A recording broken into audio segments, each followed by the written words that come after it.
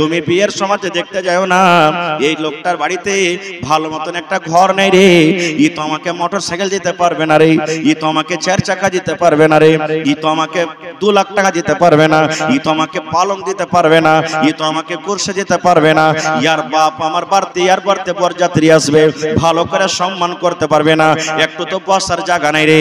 আল্লাহ রাসূল বলেছেন উম্মত 4 খানার মধ্যে আগেকার যদি 3 খানাই না থাকে রে, যদি গরিব হয় তো চলবে, খানদান যদি ছোট হয় তো চলবে, 3 নম্বরে বলেছেন যদি সুন্দর না হয় তো চলবে, দেখতে কালো হয় চলবে রে, নাকটা মোটা হয়েছে চলবে রে, চোখ গলা বড় হয়েছে চলবে, ঠোঁট মোটা হয়েছে চলবে।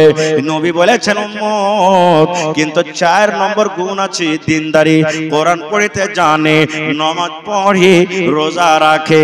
ওরে সুবহানাল্লাহ, দিনদারি তার মধ্যে আছে। নবী বলেছেন উম্মত আগেকার 3 খানাকে বাদ দিয়ে দাও, এবং 4 নম্বর দিনদারি আছে, ওই দিনদারি মেয়ে ছেলেকে তুমি বাড়িতে নিয়ে এসো, দিনদারিকে বাড়িতে নিয়ে এসো। বলবেন হাজী মাওলানা দিনদারি মেয়ে ছেলে বাড়িতে নিয়েছে কি হবে?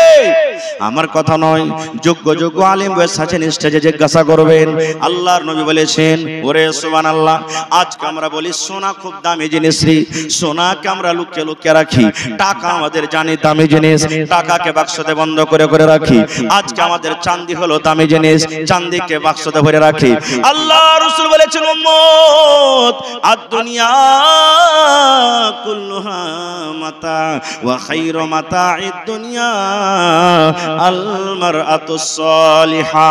আল্লাহর রাসূল বলেছেন এই দুনিয়াতে যত দামি দামি জিনিস আছে, জমিন হলো একটা দামি জিনিস, লোহা হলো একটা দামি জিনিস, তার থেকে দামি জিনিস হলো কি রে? চাঁদি। চাঁদির থেকে দামি জিনিস হলো, আল্লাহর রাসূল বলেছেন সোনা। এই আমার উম্মত সমস্ত দুনিয়ার মালকে তুমি একদিকে রেখে দাও, আর একটা নেককার দিনদার তুমি যদি স্ত্রীকে নিয়ে এসেছো বাড়িতে, ওকে যদি একদিকে রেখে দাও, নবী বলেছেন তোমার সোনা দামি জিনিস হতে পারে, তোমার চাঁদি দামি হতে পারে, তোমার জমি জায়গা দামি জিনিস হতে পারে রে, তোমার টাকা পয়সা দামি জিনিস হতে পারে, কিন্তু সমস্ত দামি মালের মধ্যে সব থেকে দামি মাল হলো আল মারআতুস সালিহা, একটা নেককার দিনদার মেয়ে ছেলে। দিনদার মেয়ে ছেলে হলো সব থেকে নেককার। কিন্তু আমরা তো দেখি না নেককার, আমরা দেখি না। বিয়া শাদী হয় যেমনই বাড়িতে এলো, আমরা দেখি না যে দিনদার আছে কে নেককার আছে, আর বাড়িতে আসা পর আল্লাহুস সামাদ, না নামাজ না রোজা না কিছু নেই। একটা গল্প হয়তো এর আগে আপনারা শুনেছেন, আজকে আপনাদেরকে বলছি, হাদিসের কথা নয়, গল্প। কেমন গল্প জানেন? একটা বহু বিয়া হয়ে শ্বশুরের বাড়িতে গেছে, শ্বশুর বাড়িতে যায় সবাই বাড়িতে নামাজ পড়ছে, দাদা শাশুড়ি নামাজ পড়ে, নানা শাশুড়ি নামাজ পড়ে, যা জ্যাঠারি সবাই নামাজ পড়ছে, বহুটা ভাই নামাজ পড়ে না। কিন্তু 2 দিন 4 দিন যখন হয়েছে, তখন ওর শাশুড়ি বলছে যে হাগে বহু নামাজ তুই কেন পড়িস না, নামাজ পড় না। তো বহুটা কিন্তু জীবনে নামাজ পড়া জানে না ভাই, নামাজই পড়েনি জীবনে, একদিনও পড়েনি। এরকম পুরুষের মধ্যেও আছে, নাই? জুমা খানটাও পড়ে না, ঈদ বকরিদও পড়ে না, এরকম পুরুষের মধ্যে আছে। তখন বলছে যে মাজি আমি নামাজ পড়বো, এবার আর মা বাপের বাড়ি যাবে, বাড়িতে ওখান থেকে এসে তখন নামাজ পড়বো। শাশুড়ি কিন্তু আর কিছু বললে না, জায়গা নতুন বহু, আর কি বলতে যাবো যে নামাজ পড়, জায়গা নতুন নতুন আছে। এবার বাড়ি গেছে ভাই, ওর মায়ের বাড়িতে গেছে, দেখছে তোর বাপ আগনাতে ঢেরা ঘুরেছে। ঢেরা বুঝেন তো ভাই, যারা নানা দাদরা আছেন এরা খুব ঢেরা ঘুরাচ্ছে, এরা কিন্তু খুব বুঝবে। ঢেরা ঘুরেছে। ই সালাম কালাম কি করবে বাপকে, যে মানে সালাম তো জানে না যে বাপকে সালাম দিতে হয়। ই যে মরা বেটা মরা, আয়রের বেটা আয়রা, কাঠখুড়ে বেটা কাঠখুড়ে, মানে মায়ের লোকের যা ভাষা, এক তো পড়ালেখা লয়, একবার আনসারটা চলছে ঝড় তুফান। বাপ তখন বলছে যে হারে বেটি, সবাই শ্বশুর বাড়ি থেকে আসছে, আইসা আব্বার সাথে কত হাসি মুখে কথা, কত সালাম কালাম, আর তুই আইসার করে পাইচ্ছা যে আমাকে খালি গাইল দিছিস। বলছে গাইল দেবো না, গাইল দেবো না।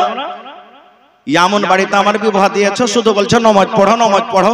নামাজ পড়বো কেমন করে? নামাজ পড়া তুমি আমাকে কোনোদিন শিখালছো? বলছে কেন রে বেটি, তুই নামাজ পড়তে জানিস না? বুঝে কখন নামাজ পড়া তুমি শিখাইলা? কোন মুলবির কাছে দিয়েছো? কোন মাদ্রাসাতে পড়ালেখা করতে দিয়েছো যে আমি নামাজ পড়তে জানবো? তো বলছে এক কাজ কর বেটি, তোর শ্বশুরের বাড়িতে কে কে নামাজ পড়েছে? বলছে আমার যা পড়ে, আমার ননদ পড়ে, আমার দাদা শাশুড়ি বুড়ি মানুষ উয়া পড়ে, আমার শাশুড়িও নামাজ পড়ছে। বাপ দেখেন কত বড় মৌলভী সাহেব, 8 বছর 10 বছর পড়ে মনে হয় কিচ্ছু শিখেনি, এরকম হয়েছে আমাদের মনে। আর বাপ তখন বলছে যে বেটি রে, তোর শ্বশুরের বাড়িতে যতটি নামাজ পড়ছে ওর মধ্যে তোর দাদা শাশুড়িটা হলো একটু খুব ভালো হুঁশিয়ার, পুরানা মানুষ, নামাজ কানুন নিয়ম কানুন ভালো করে জানে। ওয়ার পাঞ্জরে বেটি তুই খাড়িয়ে যাবি, ও যেমনি করে নামাজ পড়বে তুই অমনি করে নামাজটা পড়িস। বেটিও বুঝে নিলে বাপের কথা, তাই নাকি যে আব্বা? না তো হ্যাঁ।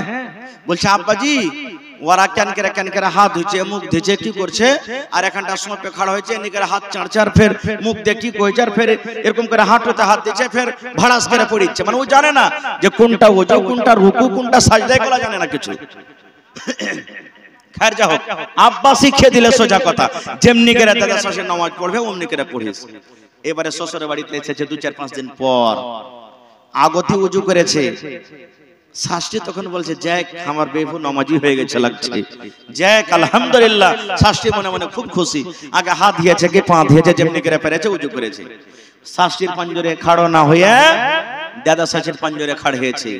আল্লাহু আকবার বলে বুড়ি হাত বেঁধেছে, ইও আল্লাহু আকবার বলে দেখাতে কি হাত বেঁধেছে। এবার বলেন তো হাত বেঁধে এখানে কোন দোয়াটা পড়ে ভাই? বলেন এই নওজওয়ান ভাইরা বলেন না জি, আল্লাহুম্মা বাইদ বানি, হ্যাঁ নাকি? এটা মনে মনে পড়ে না, জোরে জোরে করে পড়ে? জোরে বলে মনে মনে পড়ে। ই বেটি ছেলেটা তো জানে না বহুটা, যেটা ছোট ছোট করে মনে মনে পড়িতে হয়। ই নমাজি পণ্ডিত দুয়া দুরুদ কি জানবে? ই তখন মনে মনে কইছে ই লিসি লাগানি বুড়ি আমাকে গাইল দিছে নাকি টি, ই কইছে আমাকে গাইল দিছে নাকি। ও ভাই নমাজের হালাতে মনে মনে মনে মনে যা পারলে ওকে গাইল দিলে। নমাজ পড়তে পড়তে পড়তে আমাদের সাধারণ খোকি চলে আসে। 2 মিনিট ভাই বসে, খোকি চলে আসে, আসে না? বুড়ি খুঁকে উঠেছে, ই মনে করছে বাপ তো কয়েছে যেমনি করে পড়বে অমনি করে পড়িস, তো ই খোঁখ লেতে বুঝেন আমাকে নামাজে খোঁকতে হবে, বিনা না খোঁকাতে নামাজ হবে না। ইও ভাই খুঁকেছে, ইও খুঁকেছে। এই থাকতে থাকতে থাকতে দুয়া সূরা যখন হয়ে গেল, আল্লাহু আকবার বলে বুড়ি রুকুতে গেছে, বুড়ি রুকুতে গেছে। এবারে রুকুতে যাওয়ার টাইমে পাঞ্জরকার মানুষ আসলে একটু গতরে ঠেকা লাগবে না ভাই? জামাতে লাইনে নামাজ পড়ছেন তো ঠাসা লাগবে না? একটু লাগবে। তো আল্লাহু আকবার বলে যে বুড়ি রুকুতে গেছে, তো একটা কেহিনা খানটা বুড়ির কেহিনাটা একটু বহুটাকে লেগে গেছে। ই মনে মনে কইছে যে বাপ তো কইছে যেমনি করে পারবে অমনি করে পড়িস, এই বুড়ি যে আমাকে গুতা মারলে, আর মানে নমাজে গুতা মারতে হয়, না হলে ওখানে মারলে আমাকে গুতা। ই জওয়ান বহু ভাই এমন জোরে গুতা মেরেছে ওকে রুকু থেকে উল্টে ফেলে দিয়েছে। পরে তখন শাশুড়ি বলছে আরে মাগের বেটি মরে গেল, বুঝে ধুর জিবি মামার কি দোষ। আব্বা বলেছে যেমনি করে নামাজ পড়বে তো দাদা শাশুড়ি অমনি করে পড়িস, ও আমাকে একটু আসতে দিয়েছে, আমি একটু জোর করে দিয়েছি, তো কি হলো? এরকম স্ত্রী নিয়ে এসে জীবনে সুখ পাবেন ভাই? জোরে বলেন পাবেন?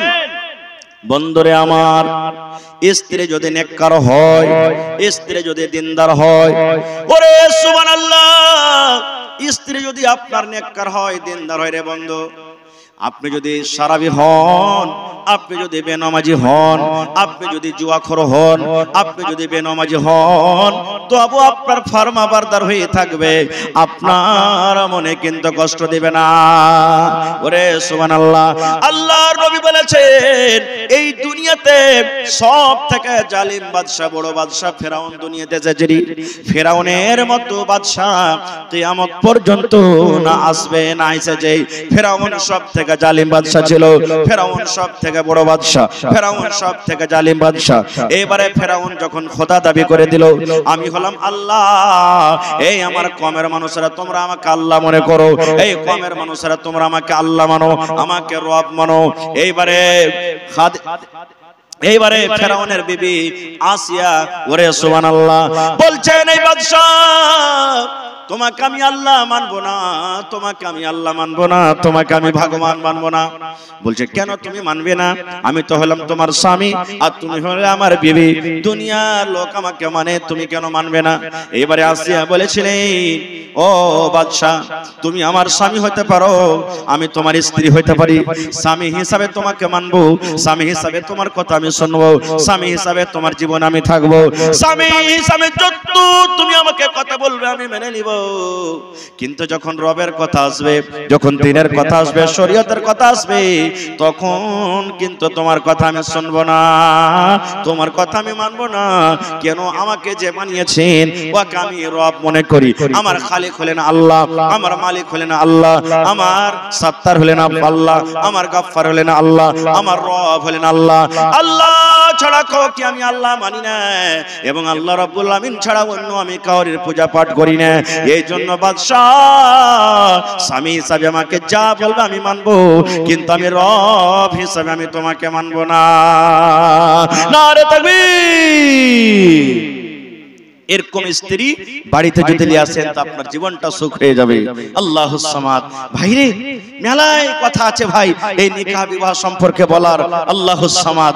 আজকে দেখেন আমাদের সমাজে আহা এই যে বিবাহের টাইমে, বিবাহের সময়তে টাকা পয়সার আমরা লেনদেন করি। আপনার এলাকাতে আছে নাকি এটাও? এই যে আমার সভাপতি সাহেব একটুখানি আগে বলছিলেন যে গায়ের মুসলিমের সাথে বেটি ছেলে পালিয়ে যায় কেন? এক কারণ, প্রথম যে ওই বাপের হলো জিম্মেদারি, বাপ হলো পাগল, যে ওই বাপ মেয়েরাকে বেটিরাকে দ্বীনি লাইনে শিক্ষা দেয় না। দ্বিতীয় নম্বর, আমাদের মেয়েরা বেটিরা অন্য ছেলের সাথে যে পালিয়ে যায়, দ্বিতীয় কারণ হলো যে ওই বাপের পরে বোঝ হয়ে গেছে। বোঝ বলতে কি? বেটি বোঝ না, ওই যে আমি আপনি বোঝ করে রেখেছি যে 5 লাখ টাকা না দিলে বিয়ে হবে না, 3 লাখ টাকা না দিলে বিয়ে হবে না।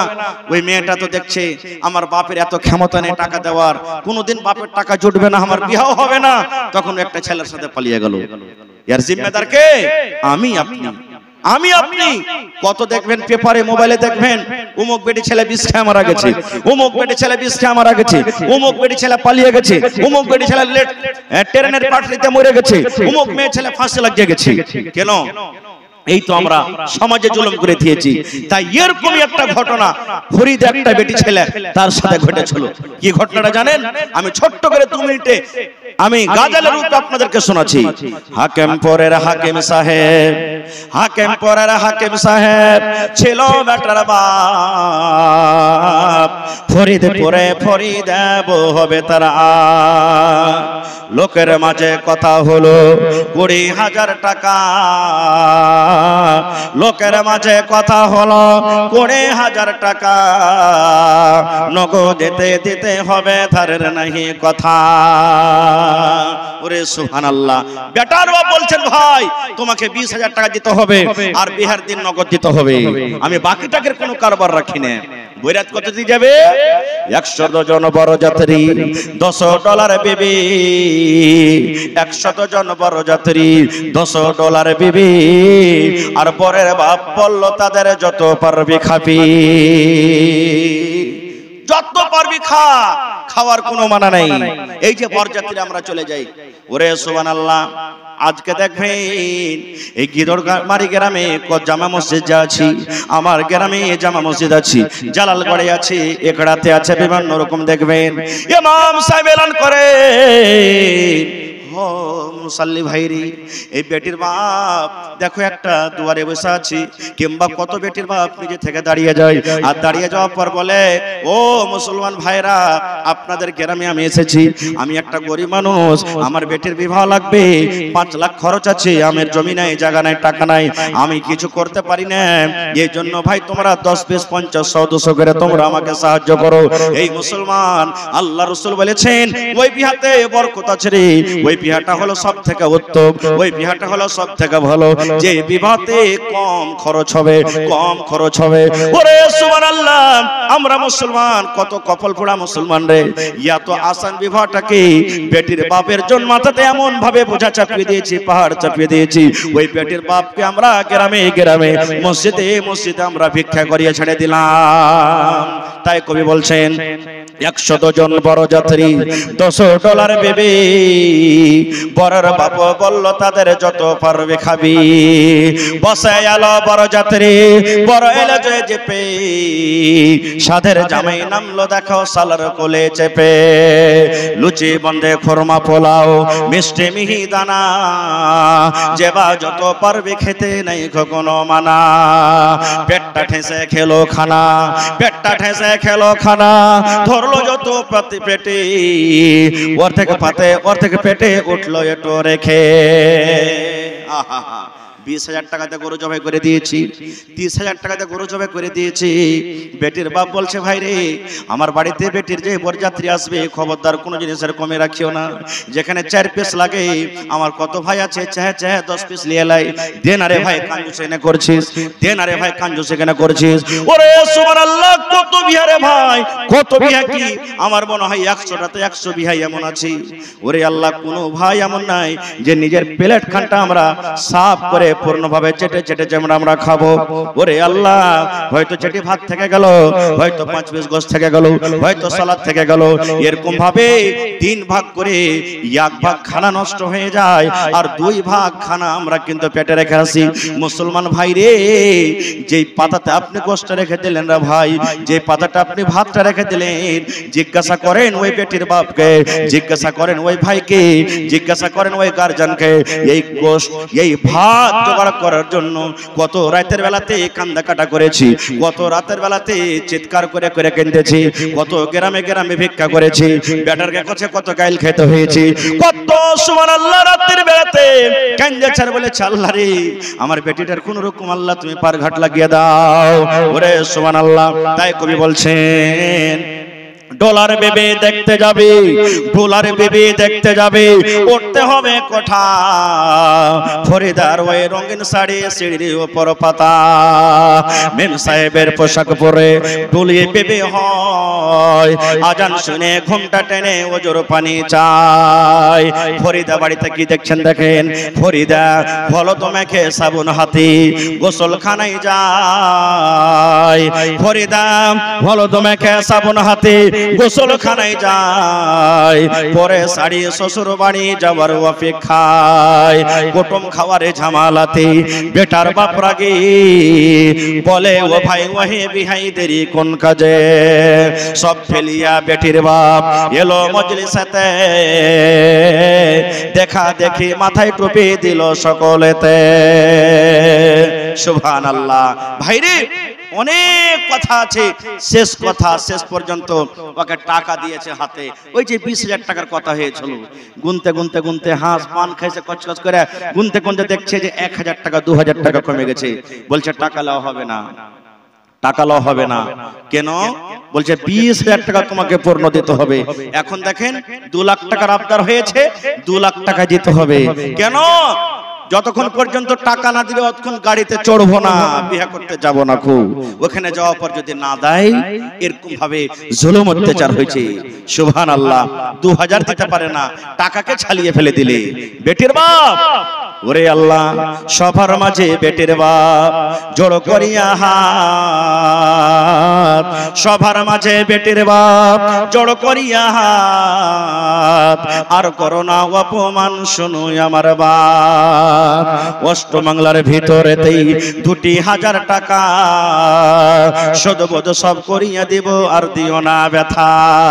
বেটির বাপ হাত ধরছে, পা ধরছে, আর বলছে ভাইরি তুমি এই মজলিসের মধ্যে আর আমাকে অপমান করিও না, 2,000 তোমাকে কিছুদিনের মধ্যে দিয়ে দেব।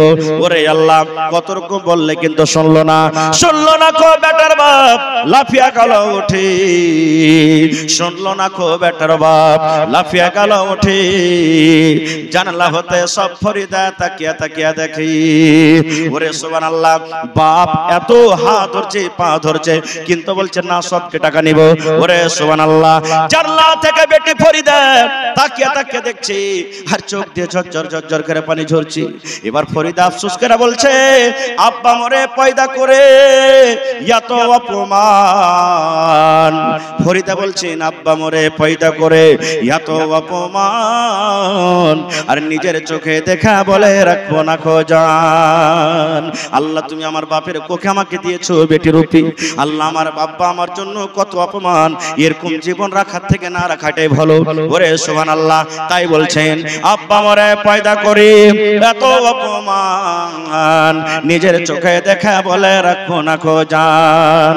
বিষের বোতল মুখে নিয়ে, বিষের বোতল মুখে নিয়ে খেলো কেঁদে কেঁদে, বিষের বোতল মুখে নিয়ে খেলো কেঁদে কেঁদে, গিলে নিল মরে গেল বিয়ের পোশাক পিন্ধে। সমাজে তুমি তৈরি থাকো, সমাজে তুমি তৈরি থাকো ইহার জবাব দিতে, ধরবে যেদিন আল্লাহ পাক কাল কিয়ামতে। লুচি বন্দে খোরমা পোলাও আজকে খাওয়ার দিন, বিষ খাইয়াছে মরলো কেন সমাজ জবাব দিন। আল্লাহুস সামাদ। ভাইরে এরকম আমাদের সমাজে জুলুম অত্যাচার শুরু হয়ে গেছে। এর দায়ী কে, এর জিম্মাদার কে? আমি আপনি, আমরা মুসলমান। ভাই মুসলমান, তবে মায়েরা খালারাকে এখানে একটা কথা আর বলে দিই, এ আমার মায়েরা খালারা, নিজের জীবন নিজে দিতে হবে না। সমাজ যতই আপনার উপরে জুলুম করছে, অত্যাচার করছে, কিন্তু আপনার অধিকার নাই যে নিজের জানটাকে নিজে শেষ করবেন। বিষ খেয়ে মরতে হবে না, ফাঁসি দিতে হবে না, পালিয়ে যেতে হবে না। সমাজ জীবে কিয়ামতের দিন আল্লাহ তার কাছে কোষে কাঠ গড়াতে দাঁড় করে জবাব নেবে, কিন্তু আপনাকে নিজের জীবন নিজে দিতে হবে না। ভাই মুসলমান, এই বিষয় নিয়ে বলার আরো কিছু কথা ছিল, তবে ভাইরে হায়াত বাকি তো মোলাকাত বাকি। এই বিষয় নিয়ে আল্লাহ রাখি দিন ইনশাআল্লাহ কোনদিন আলোচনা করব। তবে ভাই আজকে এই মাদ্রাসার হলো জলসা, এই সমস্ত কথা, সমস্ত দিন, বিবাহ করার তারিকা, কিভাবে মোহর দিতে হবে, স্বামী স্ত্রী জীবনটা কিভাবে কাটবে, আল্লাহ রাসূল কিভাবে কাটতে বলেছেন, আমরা কোথায় শিখবো? এই মাদ্রাসাতে শিখবো। মাদ্রাসা আছে বলে আমরা আছি, মাদ্রাসা আছে বলে আমাদের মান সম্মান আছে, মাদ্রাসা আছে বলে আমাদের গৌরব আছে, আমাদের দিন আছে, আমরা নবী চিনছি, আল্লাহ চিনছি। আর মাদ্রাসা যদি না থাকে আমরা শরীয়ত থেকে, দিন থেকে কানা হয়ে যাব। ভাই এর জন্য মাদ্রাসা আমাদেরকে চালাতে হবে। আর মাদ্রাসার অন্য কোনো ইনকাম নাই, সরকারি কোনো সহযোগিতা আছে না, আপনারাই হলেন সব থেকে বড় সরকার। এর আগে আমি কয়েকবার এখানে আপনাদের এসেছি, মানুষেরা ওয়াজ শুনতে যেমন ভালো, ছোট হোক বড় হোক, নর হোক নারী হোক, দান করতে কিন্তু খুব এখানকার লোক ভালো। তবে ভাই 1 টাকা দিবেন তো 1 টাকা আপনাদের কাছে নিয়ে নেব। আলহামদুলিল্লাহ, দেখেন আপনাদের মাদ্রাসায় বেকারে বাউন্ডারি হইতে শুরু হয়ে গেছে, 1 টাকা মাদ্রাসাতে লাগছে। ভাইরে দেখে কোন আল্লাহর বান্দা আছেন আজকে এই আমার গিদলমারি এলাকাতে 1 কাঠা জমি দান করতে পারবেন মাদ্রাসাতে? মাদ্রাসার পাঞ্জরে থাকলে মিলিয়ে দেন, দূরে থাকলে 1 লাখ টাকা হোক, 1000 হোক, 50,000 হোক, 50 লাখ হোক, বিক্রি করে যা হবে আপনি লাগিয়ে দেবেন। এই যে আমার নাজিম ভাই বসে আছেন, মাহি টেন্ডওয়ালা, এর গ্রামে বনগামাতে জালসা, এই বেকারি কয় তারিখে জালসাটা ছিল ভুলছি, ওই জালসাতে আমি জমিন চাইলাম, 2 জন আল্লাহর বান্দা 1 ডিসমিল করে মাদ্রাসাতে জমিন দান করলে। এই এলাকাতে কেউ নাই এমন মারদে মুজাহিদ নাই, কোনো মা খালা দাদি নানি নাই, আমার মা দাদু দাদি মরে গেছেন, কিংবা নিজের জন্য 1 ডিসমিল কিংবা 1 কাঠা 2 ডিসমিল আমি জমিন দান করব। একটা লোক দেখি 20,000 টাকা দান করবেন, দেখি কোন আল্লাহর বান্দা বান্দি আছেন 10,000 করে 2-4-5টা কলম, 5,000 করে 10টা কলম, এবং 1,000-500 যা পারবেন এটা নিয়ত করেন যে কম করে 1 টাকাও মাদ্রাসাতে দিয়ে যাব, কিন্তু দিব, এই মাদ্রাসাকে চালাবো। এই নিয়ত আপনারা এত কষ্ট করে এসেছেন, আর দিয়ে যাবেন ইনশাআল্লাহ। ভাই কমিটির লোক মহিলা প্যান্ডেলে চাদর দিয়েছেন, মা খালা আপনাকে প্যান্ডেলে চাদর ঘুরছে, মায়েরা আপনারা মন দিয়ে যেমন এর আগে দান করেছেন। আল্লাহুস সামাদ। এই গত পরশুদিন একটা জালসা ছিল আমার, সেদিন ডাবল জালসা ছিল, গত আরারিয়া বগলাটাঙ্গি, সবাই চিনছেন। প্রথম কালেকশন মহিলাদের প্যান্ডেল থেকে 86,000 টাকা এসেছে নগদ, শুধু মহিলার প্যান্ডেল থেকে প্রথম কালেকশন। আজকে মা খালারাকে বলবো, ছাগল, নাকের, কানের, কাঁসা, বদনা, থালি, প্লেট, বালি, যে যা পারবেন মন খুলে খুলে খুলে আপনারা দিয়ে পাঠান।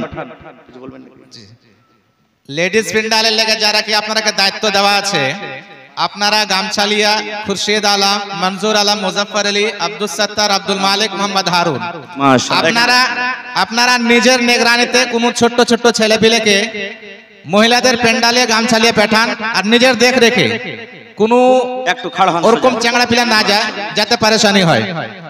এই দেখেন আমার ভাই প্রমুখ সাহেব মোহাম্মদ সাগির আলম 1 কাঠা জমিন দান করলেন, মা মারা গেছে। আহা, একটু জোরে নারা দিবেন না? নারে তাকবীর, আল্লাহু আকবার। এখনো কিন্তু আহা, এখনো যেরকম মুসলমানের নারা হচ্ছে, নারা হয়নি। আমার ওলামা বসে আছেন, জিজ্ঞাসা করেন। আল্লাহর রাসূল বলেছেন যখন আজান হয় শয়তান পাদতে পাদতে পালায়, আল্লাহর আওয়াজ শুনবে না সে, যেন আমার পাদের আওয়াজ যেন আল্লাহর আওয়াজ থেকে উঁচা হয়ে যায়। নাউযুবিল্লাহি মিন জালিক।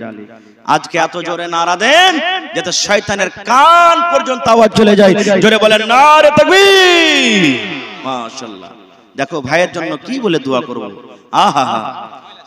রব্বানা যালামনা আনফুসানা ওয়া ইল্লাম তাগফির লানা ওয়া তারহামনা লানাকুনান্না মিনাল খাসিরিন। রব্বানা আতিনা ফিদ দুনিয়া হাসানা ওয়া ফিল আখিরাতি হাসানাতাও ওয়া কিনা আযাবান নার। আল্লাহুম্মা ইগফির লি হাইয়িনা ওয়া মাইয়িতিনা ওয়া শাহিদিনা ওয়া গায়বিনা ওয়া সাগীরিনা ওয়া কাবীরিনা ওয়া যাকারিনা ওয়া উনসানা। হে রব্বুল আলামিন, আমার ভাই পারমুখ সাহেব সাগির আলা মা 1 বছর হয়ে গেল কবরে চলে গেছেন। আজ দুনিয়াতে মা নাই।